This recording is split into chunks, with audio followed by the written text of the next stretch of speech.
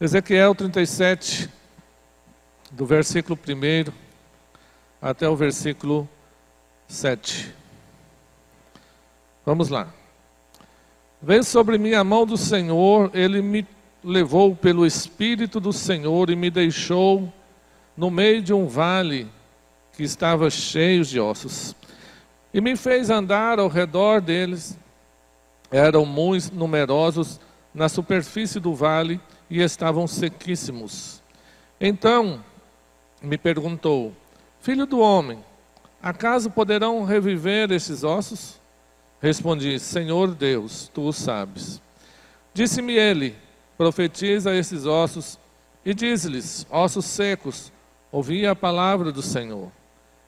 Assim diz o Senhor Deus a estes ossos: Eis que farei entrar o Espírito em vós e vivereis.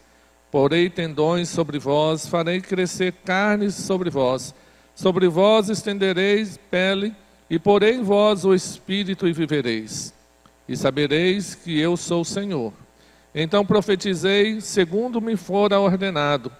E, enquanto eu profetizava, houve um ruído, um barulho de ossos que batiam contra os ossos e se ajuntavam cada osso ao seu osso. Pai, nós te louvamos, te agradecemos, Deus, mais uma vez, Senhor, pelo privilégio de nós estarmos aqui na Tua presença. Te agradecemos por esse final de semana tão abençoado que o Senhor nos proporcionou. Ó Deus, pelas vidas que desceram as águas, Senhor, pelas crianças que participaram do encontro Kids, ó Pai, que foram tocadas, que foram cheias da Tua presença. E obrigado por cada pessoa que está aqui nessa noite. Que cada um seja encontrado pelo Senhor e que sejam abençoados e que ninguém saia daqui da mesma forma que entraram, mas que saiam cheios da Tua graça e abençoados por Ti. É o que nós te pedimos, agradecidos em nome de Jesus. Amém. Queridos, o livro de Ezequiel, do capítulo 1 até o capítulo 23, ele fala de um juízo de Deus sobre a nação de Israel por causa do pecado cometido. Do capítulo 24 ao capítulo 32, fala do mesmo juízo, do juízo que cairia também sobre as nações que estavam ao redor dessa nação. E do capítulo 33 até o capítulo 48, a palavra do Senhor fala acerca da restauração da nação de Israel. E lendo esses versículos aqui, no capítulo 37 do livro, nós vemos que o Senhor, ele toma o seu servo, o profeta Ezequiel, e dá àquele homem uma visão de um vale de ossos secos. Um vale aonde, naquela visão, as pessoas, até mesmo o profeta, eu creio que lá no íntimo nós podemos ver que ele ficou assim meio que duvidoso quando Deus lhe fez uma pergunta. E então nós vemos aqui Deus pegando esse profeta e dando a ele essa visão. Mas era a visão para que ele entendesse o que estava acontecendo, na verdade, com a nação de Israel. Em que nível, em que estado de calamidade a nação de Israel se encontrava. Se encontrava morta espiritualmente. Encontrava numa situação distante de Deus, que talvez humanamente falando, para muitos ali, seria até impossível de se reverter aquela situação. E é por isso mesmo que Deus então pega aquele profeta, para que ele veja aquela situação. E ele então começa a questionar o profeta acerca dessa situação, dizendo: poderão reviver esses ossos e tudo mais. E agora, olhando, irmãos, para esse texto que nós lemos, eu posso, às vezes, fazer uma comparação, como que muitas vezes nós, como servos de Deus, e o Israel de Deus que somos, quantas vezes nós deparamos com pessoas na mesma situação. E muitas vezes até nós mesmos. Quantas vezes nós estamos numa situação, né, onde nós, às vezes, não temos força nem para orar, não temos força para buscar o Senhor, mas aqui no versículo 1, a palavra do Senhor diz: veio sobre mim, Ezequiel dizendo, veio sobre mim a mão do Senhor, e ele me levou pelo Espírito do Senhor, e me deixou no meio de um vale que estava cheio de ossos. Versículo 2, e me fez andar ao redor deles, e eram muito numerosos na superfície do vale, e estavam sequíssimos. Sabe, ali, Deus ele estava mostrando algo para Ezequiel. Ele estava mostrando a condição, para que Ezequiel realmente ele tivesse esse conhecimento da situação. E eu vejo aqui como que, na verdade, quando nós, irmãos, precisamos de algo de Deus, dependendo da situação em que nós estamos vivendo, quantas vezes Deus, ele nos leva a olhar para nós mesmos, a olhar para a nossa condição. Nesse caso, Deus estava dizendo para Ezequiel: olha aí, esse vale. Porque Ezequiel estava dizendo: olha, o Senhor me levou a ver. Ele me levou a olhar para um vale cheio de ossos, e eram muito numerosos. Quantas vezes a nossa vida, ela pode chegar, ou às vezes até já chegou a uma condição como essa, de estar no vale. Talvez você mesmo já disse, ou já ouviu alguém dizer: olha, fulano está passando pelo vale. Fulano está, eu estou passando pelo vale, eu estou sendo provado por Deus.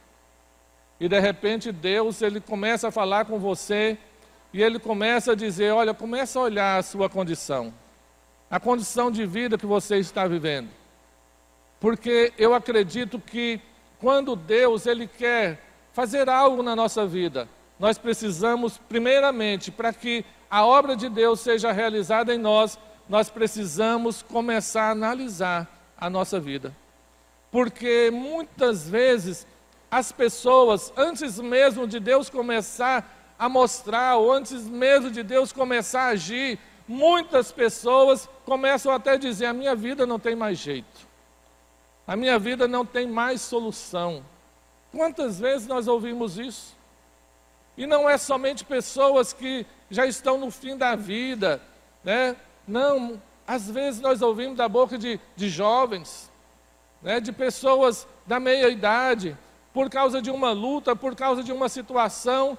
Quantas pessoas elas dizem: olha, a minha vida não tem mais sentido, a minha vida chegou ao final, por causa talvez de uma situação financeira, por causa de uma decepção amorosa, por causa de um desemprego, não sei. Mas o que Deus quer de nós, como pessoas que creem nele e que creem na sua palavra, é que quando essas coisas acontecem, ou vier a acontecer na nossa vida, nós precisamos olhar. E assim como a palavra do Senhor diz, aqui nesses versículos, nesses 2 primeiros versículos, o Senhor levando a Ezequiel a tomar um conhecimento da vida daquela nação. E muitas vezes Deus quer que você pare um pouquinho e dê uma analisada na sua vida, porque Deus, ele quer que você veja em que nível você se encontra, em que situação que você se encontra, porque Ele vai te fazer uma pergunta: essa situação poderá ser revertida? Era isso que Deus estava falando para Ezequiel. Poderão reviver esses ossos? Sabe, irmãos, humanamente falando, talvez ali Ezequiel, ele titubeou um pouquinho, talvez ele demorou um pouquinho para responder, porque na verdade era uma situação inusitada, era uma situação que não se via, não era algo comum. mas Deus estava questionando aquele profeta, porque aquele homem, ele precisava ter uma convicção de algo que Deus poderia fazer, porque Deus iria levantar aquele homem para falar à nação de que há um Deus que viria para restaurar a vida daquela nação. Sabe, porque se eu não entender o que Deus quer fazer em mim ou através de mim, eu não vou poder ser usado por Ele. Sabe, independente da situação que você esteja vivendo, independente das lutas que você esteja passando, independente das crises que estão assolando, às vezes, a nossa nação, ou quem quer que seja, a nossa cidade ou o nosso estado, não importa. Deus, Ele sempre virá e Ele vai nos questionar. Poderá reverter essa situação poderá ser revertida? Você crê? Porque se você não crê, Deus não vai poder fazer nada, porque a palavra do Senhor diz que sem fé é impossível agradar o Senhor. Sem fé é impossível. E se você não crê, Deus não poderá te usar, Ele não poderá me usar, porque eu sempre vou estar, duvidando. E a Bíblia diz lá em Tiago que aquele que duvida, ele é semelhante o quê? Às ondas do mar, que ela é impelida pelo vento. Ele vai e volta e ele não produz nada. Então, sem fé é impossível agradar a Deus. Eu não sei o que você está passando hoje. Hoje eu estava meditando nessa palavra. E Deus, Ele estava ministrando no meu coração. Que nós, precisamos verdadeiramente entender o agir de Deus na nossa vida. Porque nem sempre, irmãos, a nossa vida será um mar de rosa. Nem sempre a nossa vida será só festa, só flores. Mas haverá situações em que muitas vezes nós vamos parar e até mesmo questionar Deus. Senhor, o que está acontecendo? Eu entrego o meu dízimo, eu entrego a minha oferta, eu vou nos cultos todos os domingos. Senhor, eu leio a Tua palavra. Irmãos, nós não fomos salvos só para sermos abençoados, mas nós fomos salvos para sermos uma bênção. Sabe, nós fomos salvos muitas vezes, aquelas situações que muitas vezes nós estamos passando, é algo que Deus está usando para que nós nos despertemos, para poder abençoar outras pessoas. E hoje, Deus Ele faz essa pergunta para algumas pessoas aqui. Poderá reviver esses ossos? Poderá reverter essa situação? Essa luta que você está passando, você crê que a vitória pode chegar? Porque o mesmo Deus, assim como Hebreus capítulo 13, versículo 8 diz que Jesus Cristo é o mesmo ontem, hoje vai ser para sempre, Ele será para sempre, Ele é o mesmo hoje, Ele não muda e nunca vai mudar, da mesma forma que Ele agiu no passado, Ele age hoje e vai agir sempre. Então eu tenho que olhar para o Senhor e ver que Deus Ele não mudou, e Ele vai continuar fazendo, mas se eu crer, se eu realmente tomar posse. Versículo 13 então diz: então me perguntou o filho do homem, acaso poderão reviver esses ossos? Respondi, Senhor Deus, Tu sabes. Disse-me ele, profetiza esses ossos, e diz-lhes, ossos secos, ouve a palavra do Senhor. Sabe, irmãos, eu acho que aqui naquele momento, quando Deus pergunta para o profeta, poderão reviver esses ossos? Eu creio que ele deu uma engasgada, sabe? Porque ele poderia dizer assim, bem enfaticamente, é claro que pode, Senhor, porque o Senhor é Deus. Mas ele não foi tão enfático na resposta. Ele apenas disse, Senhor, Tu sabes, eu não sei de nada. Eu só sei que a coisa aqui está feia. Eu só sei que o negócio aqui está difícil. Olha, se depender de mim, mais uma coisa eu sei. Eu sei que eu não sei, mas eu sei que o Senhor sabe. Então, o Senhor pode fazer. Poderão.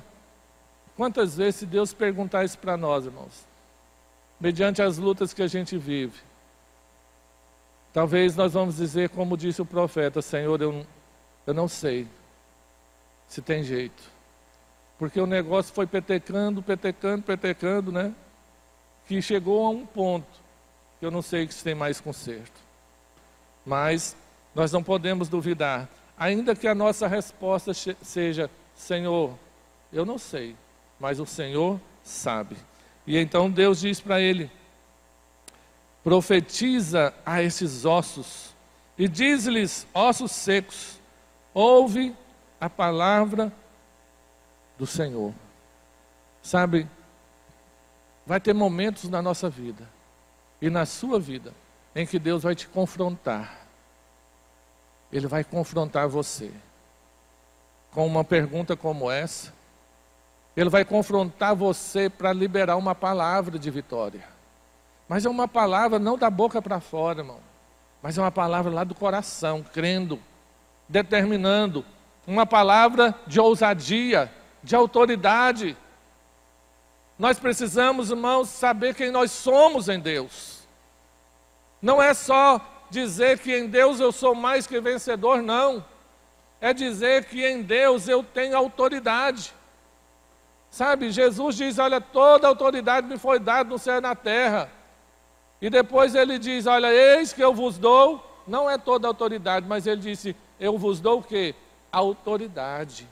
Para pisar de serpentes e escorpiões, e nada absolutamente vos fará dano. Então, irmãos, vamos usar aquilo que nós temos. E vamos ser quem nós fomos chamados para ser.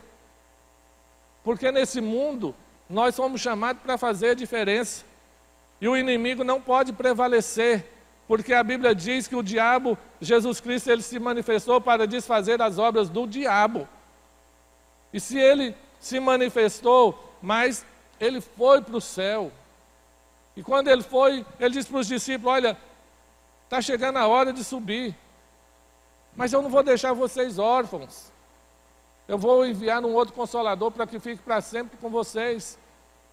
E aí ele diz: olha, e vocês farão as obras que eu faço, e farão maiores ainda, porque eu vou para o Pai.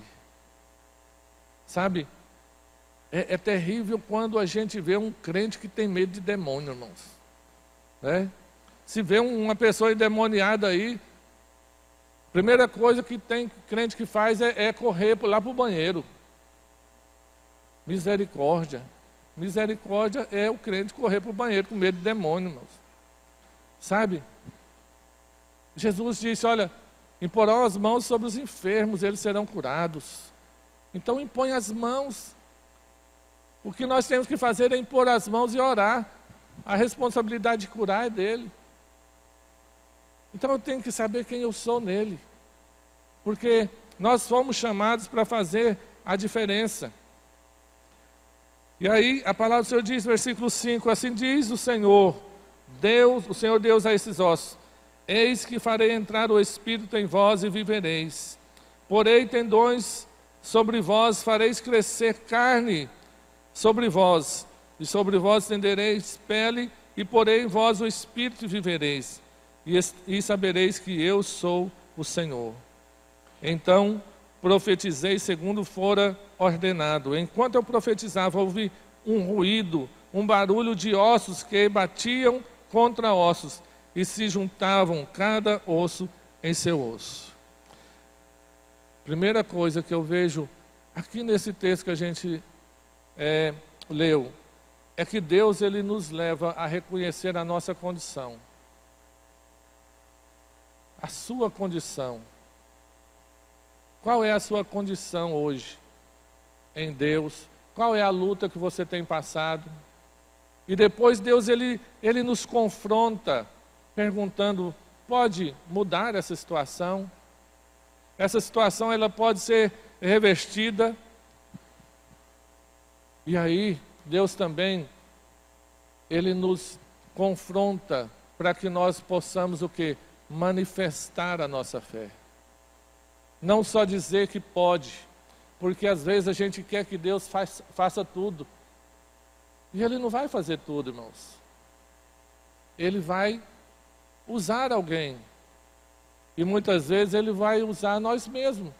Porque muitas vezes o que está necessitando para que algo seja mudado na nossa vida é um posicionamento. É um posicionamento da sua parte, da minha parte, para que a situação seja revertida. Mas muitas vezes nós acomodamos e nós queremos jogar a culpa em alguém. Nós queremos dizer, mas fulano não ora por mim, eu estou sozinho. Irmãos, a Bíblia nos ensina que quando eu entro para dentro do meu quarto e eu oro ao Senhor em secreto, a Bíblia diz que aquele que me ouve em secreto, Ele vai o quê? Me recompensar. Talvez você possa até estar só, humanamente falando, não ter ninguém do seu lado. Mas o Senhor Jesus diz, eu nunca te deixarei, jamais eu vou te desamparar. E aquilo que você está achando muitas vezes que Deus não está agindo, mais na frente você vai ver que Ele estava trabalhando em seu favor. Então, Deus, Ele espera que a gente manifeste a nossa fé. Ele dá uma palavra. Ele deu uma palavra, aquele profeta disse, olha, profetiza. Talvez ele poderia até dizer, Senhor, não vou mexer com esse negócio não. Vou profetizar esses ossos, Senhor, olha como é que está isso aí. Ele está dizendo aqui que eram sequíssimos. Sabe, depois de ver a situação, depois de ser confrontado, depois de manifestar a fé, nós precisamos, irmãos, de parar, fazer um planejamento na nossa vida, reorganizar algumas coisas, porque talvez existem coisas que estão impedindo Deus de agir em nós. Existem coisas que estão impedindo a manifestação da bênção de Deus na nossa vida. Sabe, quando eu olho para esse versículo aqui, e o profeta está dizendo, olha, e começou um barulho de ossos. Um barulho, ossos batendo em ossos, ossos se ajuntando ao seu próprio osso. A gente não tem uma noção do que é isso. Talvez um osso lá do outro lado, vindo procurar o outro osso aqui do outro lado do vale. Isso é o que? Isso é uma reorganização. Deus não trabalha no meio da bagunça. Deus não trabalha no meio da desordem. Tem que haver ordem. Sabe? Talvez o fato da gente estar passando por uma situação difícil, muitas vezes, não é a culpa do irmão, não é a culpa de Deus, não é culpa de ninguém. É culpa nossa mesmo. Semana passada, segunda-feira, nós estávamos fazendo uma reunião aqui com os ministérios. E eu estava dizendo que muitas vezes a gente acha que, parece que a gente percebe que algumas pessoas, elas chegam a um nível de achar que elas não precisam aprender mais. Aí ela diz, não, eu já sei o suficiente. A partir do momento que uma pessoa diz, olha, eu não preciso aprender mais, das duas uma, né? Ou ela virou Deus, né? Ou ela desistiu da vida. Porque a gente tem que viver aprendendo. Todo dia, irmão, todo dia. Sabe? A gente tem algo para aprender. Eu não desisti da vida. O Augusto Cury diz que às vezes tem pessoas aí que têm 80 anos, né? Mas com a mentalidade de 25. E tem gente que tem 25 com a mentalidade de 80. Já está entregando as pontas. Sabe, eu determinei que eu vou falar inglês fluentemente, irmãos. Sabe? Eu vou porque eu sou capaz. E hoje, se eu for para os Estados Unidos, passar fome eu já não passo mais. Né? Eu já sei pedir comida, já sei pedir a conta, né? Então, nós não vamos, nem eu nem minha namorada, nós não vamos passar dificuldade ali, né?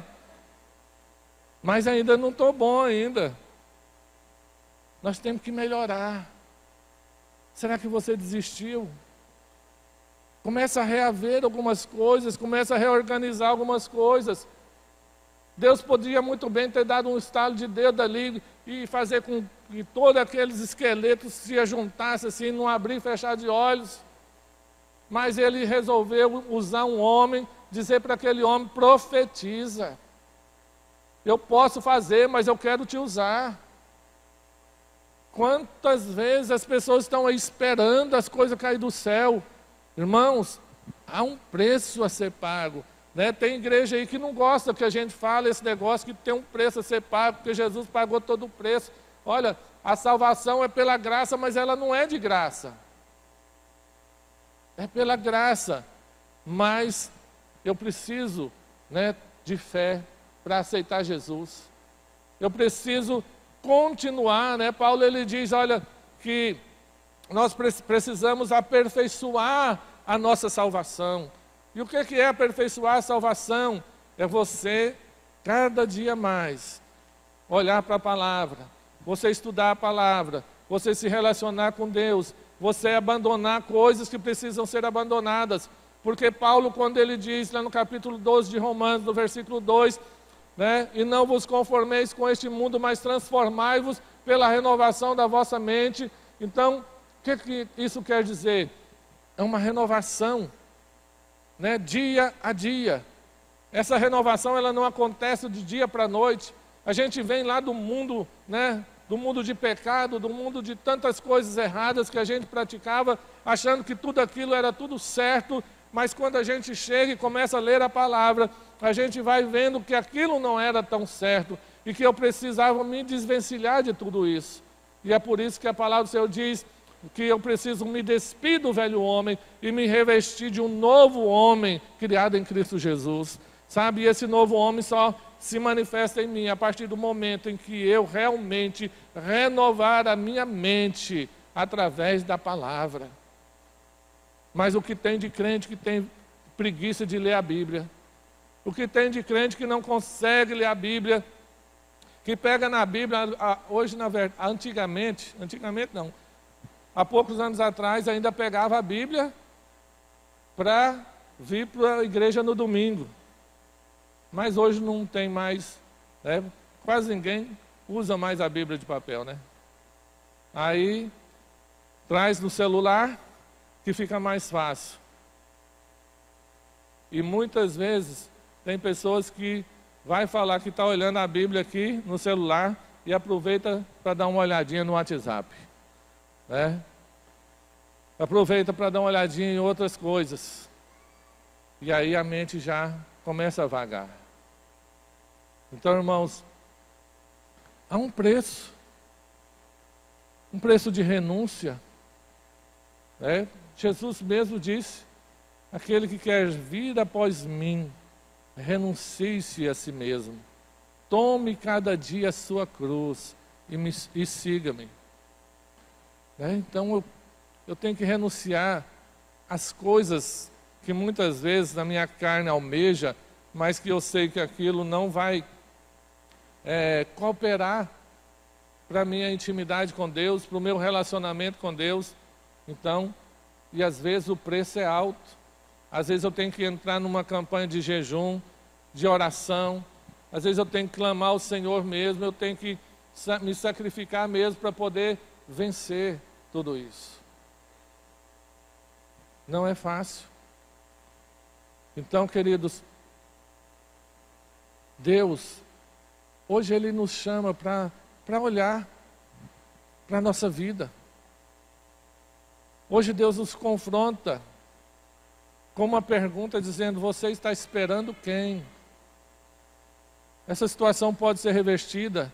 Você tem fé para que isso mude, né? Você quer realmente fazer uma reorganização da sua vida? Tem pessoas que nunca conseguem vencer na vida financeira e diz: Deus não me abençoa.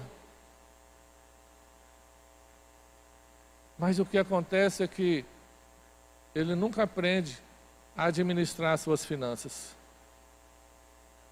E aí Deus não pode abençoar. Tem pessoas que às vezes olham para a Bíblia e dizem: aquele que é fiel no pouco, sobre o muito eu colocarei. Mas tem pessoas que não é fiel no pouco. E se Deus te dá o muito, você vai continuar, você vai se tornar fiel ou vai continuar infiel? Então muitas vezes é algo aqui dentro que precisa, nem é tanto espiritual, é uma tomada de decisão, sabe?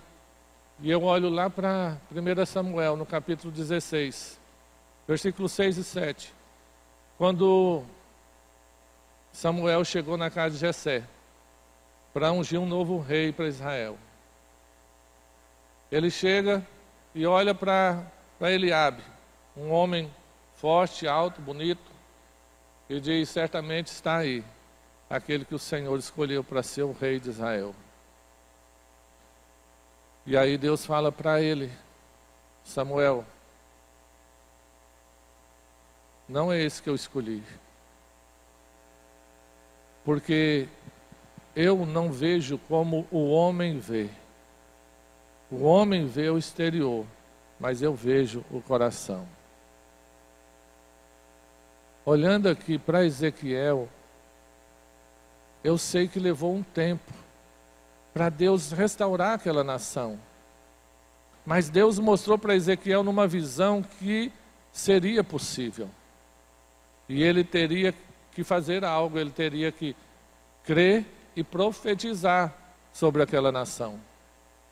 E aqui em Samuel, quando Samuel chega para ungir o rei, e ele olha para Eliabe, e Deus fala: não é esse. Embora ele tenha porte de rei, mas não foi ele que eu escolhi. E aí vai passando filho por filho, e até acabar os filhos. E ele dizia: mas não tem mais nenhum. Aí eles dizem: tem um menino que está lá no pasto, cuidando das ovelhas. Sabe, o título da mensagem é uma transformação radical. E às vezes essa transformação radical, ela pode acontecer de hoje para amanhã, mas isso não quer dizer que antes de chegar o hoje não tenha havido um processo. O processo já existia sem mesmo você perceber, sem mesmo você estar vendo que Deus estava agindo. Porque Davi, ele amanheceu um pastor de ovelhas, mas ele anoiteceu ungido rei de Israel. Foi uma mudança radical. Mas por que isso aconteceu? É porque Deus olhava para Davi, lá no pasto. Ele olhava o cuidado, o zelo que ele tinha com as ovelhas do pai, mesmo ele sendo uma pessoa menosprezada, mesmo ele sendo uma pessoa desprezada, porque ele estava fazendo o serviço que ninguém queria fazer. Talvez ele olhava para as pessoas, para os irmãos, e ele, lá no íntimo, ele podia pensar: poxa vida, por que é eu que tenho que estar aqui? E os outros estão lá, são soldados, né? Se prepararam para ir para a guerra, para o exército, para batalhar, e eu tenho que cuidar aqui dessas ovelhas. Não sei se isso passou na cabeça dele. Talvez não, porque ele era um rapaz, um jovem de Deus. Porque ali naquele lugar, ele escreveu muitos salmos, né? Ali naquele lugar ele olhava para as estrelas, ele exaltava Deus. Independente do que ele estava fazendo, independente do lugar, mas ele glorificava o Senhor. E quando vinha o urso, ele matava o urso. E eu creio que não era somente por causa da sua força e da sua habilidade, mas é porque havia um Deus que estava cuidando dele. Quando vinha um leão, ele matava o leão.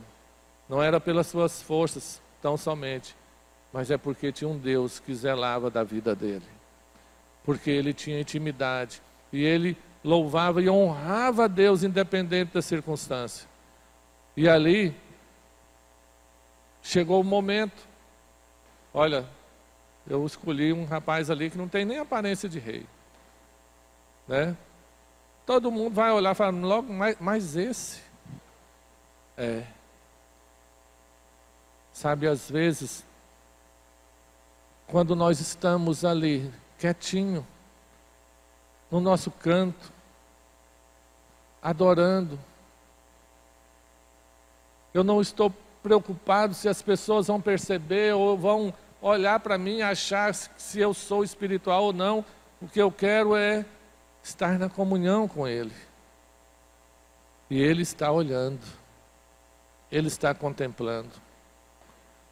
E muitas vezes, na caminhada, Ele vai te livrar de uma coisa, Ele vai te livrar de outra, porque você precisa chegar a um lugar que Ele quer que você chegue. Talvez você nem sabe que lugar é esse, mas Ele vai te levar lá. Sabe, quando Ele levou a comida para os seus irmãos ali na guerra, e Ele viu aquele alvoroço, Golias ali afrontando o exército, logo a ousadia se acendeu dentro de Davi. Porque aquele que tem intimidade com Deus, irmãos, ele não se deixa afrontar pelo inimigo. Ele é ousado. Quem é esse inimigo? Maior é aquele que está em mim do que aquele que está lá fora. E ele diz, quem é esse incircunciso filisteu? E logo ele se prontificou para guerrear. Ainda mais sabendo que ele ia casar com a filha do rei, ia isentar a família dos impostos, né? Eu falei, agora é que eu vou mesmo. Então, o que ele disse para Saul quando ele se encontrou ali na frente de Saul? Olha, eu, quando estava cuidando das ovelhas do meu pai, eu matei um urso, eu matei um leão. Isso eu acho que eram os bichos maiores, né? Então ele destacou. Mas eu creio que ele matou muitos outros bichos. E aí, o que levou ele, né? Às vezes, Saul reconhecer que ele era capaz. Era o urso, o leão que ele havia matado. Você já pensou se ele não tivesse matado o urso e nem o leão? Quantas pessoas estão desprezando os ursos e os leões da sua vida? Quantas pessoas estão retrocedendo porque aparece um urso, aparece um leão, aparece uma raposa? Não sei. Mas eles estão dizendo, não, eu não posso.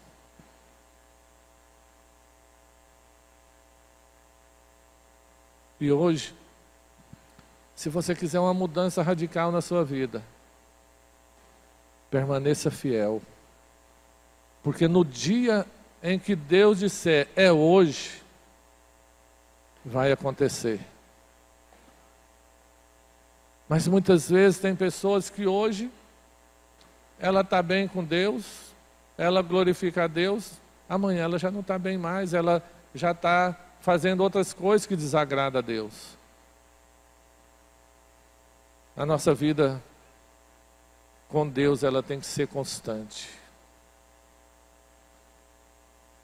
E como eu disse, vai haver situações, vai ter momentos em que vai aparecer circunstâncias para nos provar. E é justamente essas provações, talvez um presente que você esperava, mas que não é algo lícito. Talvez isso seja o leão que você tem que matar na sua vida. Falar, não, eu não aceito, eu rejeito.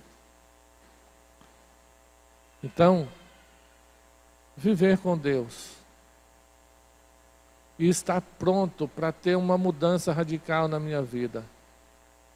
Não vai ser num estalar de dedos. É um processo. É um processo que talvez hoje eu estou numa caminhada que Deus vai até permitindo algo para ver como eu vou me comportar diante daquela situação. Se eu vou retroceder ou se eu vou declarar vai mudar. A vitória vai vir. Quantos estão me entendendo aqui? Amém? Porque ele age. Se você olhar para José, José só tinha sonhos bons. Sonhava com os feixes se curvando diante dos seus feixes, representando ali os irmãos, tal. Mas em nenhum momento Deus mostrou para José uma cisterna. Em nenhum momento Deus mostrou para José a prisão, né, a calúnia. Não. São coisas boas. Já pensou se ele tivesse desistido? Fala, não, eu tive só sonho bom, agora os trem está só acontecendo errado, só acontecendo o contrário de tudo que eu sonhei, de tudo que eu esperei. Já pensou se ele tivesse desistido? A gente prega a bênção aqui, a gente prega a vitória, a gente prega a palavra porque o nosso Deus é o Deus da vitória. Mas isso não quer dizer que você não vai passar por luta porque você já viu alguém ser vencedor sem lutar? Já viu alguém um dia dizer, olha, eu nem lutei e eu venci? Não.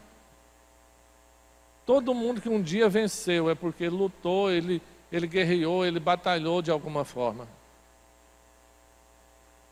E José, ele permaneceu firme. E ele revelava para os outros o que Deus ia fazer e ele estava ali. Talvez ele poderia ter revoltado, Senhor, o Senhor está me usando aqui para abençoar as pessoas na prisão, a casa de Potifar lá só prosperando tudo, e eu só nessa situação. E aí ele revela ali para o padeiro, para o copeiro. Os dois, um se cumpre, morre, o outro vai para servir Faraó. E ele continua ali. Mas ele continua firme. Sabe, talvez para ele, a família dele já tinha morrido, já não sabia nem para onde estava mais. A única coisa que verdadeiramente sustentava José era a esperança naquilo que Deus um dia havia falado para ele. E ele continuou firme. Até que um dia ele chegou lá. E ele pôde então ser honrado. E lá no capítulo 45 de Gênesis, quando ele apresenta para os seus irmãos, o que ele diz para os seus irmãos? Ele diz, olha, não preocupa, não tema, porque hoje eu entendo porque eu vim adiante de vocês. Porque foi para a preservação da vida que o Senhor me levou adiante de vocês. Sabe, irmãos, a gente não entende como Deus vai agir na nossa vida. Na vida de Davi foi um urso, foi um leão. Na vida de José foi os irmãos. É por isso que quando as pessoas nos desejam mal ou fazem algum mal, nós temos que retribuir com o bem, porque nós não sabemos o que Deus está fazendo. Porque Deus usou os irmãos de José para levar ele para aquela cisterna, para vender ele como escravo, para cumprir um propósito. Talvez o que você está passando hoje seja algo que Deus está usando para cumprir um propósito, não somente na sua vida, mas na vida de outras pessoas. Então não despreze, porque se você sabe que você verdadeiramente é um filho de Deus, é uma pessoa, um servo de Deus, se você está sendo fiel com o Senhor, tudo que você está passando é para a glória do Senhor, pelo menos deve ser para a glória do Senhor. Porque no final de tudo, na hora certa, Deus vai te mostrar o porquê de tudo isso. Porque em muitos momentos a gente até pergunta, Senhor, por quê? que está acontecendo? Senhor, por que eu fui desprezado quando eu era criança? Senhor, por que eu ouvi tanta maldição dos meus pais quando eu era criança? Por que isso aconteceu comigo? Por que aquilo aconteceu comigo? Mas em algum momento você teve um encontro com Jesus. E a sua vida começou a mudar. E por mais que as lutas continuassem, mas você começou a se sentir mais forte. E dizer, eu não sei o que está acontecendo, mas eu sei que Deus está no controle de todas as coisas. Então, irmãos, é permanecer firme. Lá no campo, pegando o sereno na cabeça, Davi permaneceu firme. E Deus o colocou no trono. Há um livro que chama Não Há Jerusalém Sem Gólgota, do Max Lucado. Quase não houve mais livro dele, né? Então, ou não há trono sem coroa, uma coisa assim. Mas é isso. Deus, Ele primeiro nos prepara, Ele nos fortalece através das lutas, das batalhas. Porque Ele não vai dar nada para quem é fraco, para quem é medroso, né? Para depois jogar a bênção fora. Então, se você quer ser um vencedor, permaneça firme, aonde você está, né, fazendo o que é certo, honrando e glorificando o nome do Senhor. Amém? Vamos ficar de pé. E eu sei que o momento da promessa se cumprir na sua vida, ela vai chegar. Não é na hora que a gente quer, mas é na hora que Ele quer. É na hora que Ele já determinou. Então, nós precisamos permanecer firme. Porque Deus, Ele está vendo. Ele está olhando para você. Aquilo que você tem pedido, que só você sabe. Você tem que entender que não é só você que sabe. Ele também sabe. Mas Ele sabe a hora certa. Não vem nem antes nem depois. Sempre chega na hora certa. Feche seus olhos. Aleluia, Jesus. Santo, santo, santo, ó Senhor. Apresente seu coração diante do Senhor nessa noite. Porque hoje o Senhor diz para você, nem todos, mas muitos aqui hoje, têm passado por situações difíceis. Talvez hoje mesmo você disse para eles, Senhor, por que tudo isso? Por que eu tenho que passar por isso?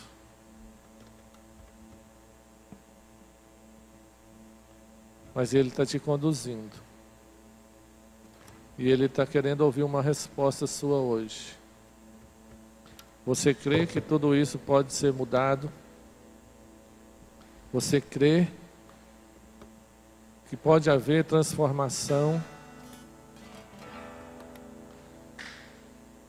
Então se levante como verdadeiro profeta e comece a declarar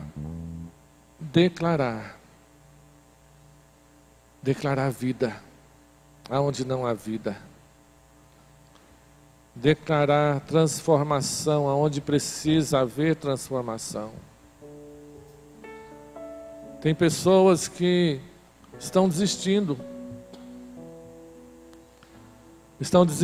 da conversão do esposo, da esposa, estão desistindo da conversão dos filhos. Tem pessoas que já pediram tanto uma bênção para Deus, e por ela estar demorando, ele já está desistindo. Saiba que se essa bênção não chegar, é porque Deus tem algo melhor. Mas não desista. continue firme, continue fiel, continue perseverando, continue guerreando, porque há uma batalha travada. Mas Deus, Ele é Deus. Ele é fiel para cumprir aquilo que Ele prometeu. Ele é Deus para fazer infinitamente mais, além daquilo que nós pedimos ou pensamos. Oh Deus, olha, Senhor, para o nosso coração nessa noite, Pai.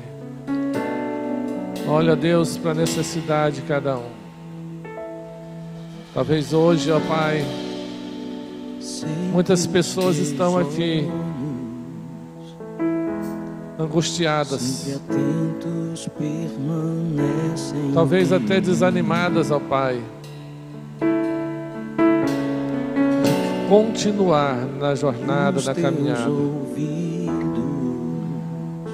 Mas a Tua palavra diz: portanto, meus amados irmãos, sede firmes e constantes, sempre abundantes na obra do Senhor, sabendo que no Senhor o vosso trabalho não é vão, porque Deus é aquele que sabe recompensar a cada um.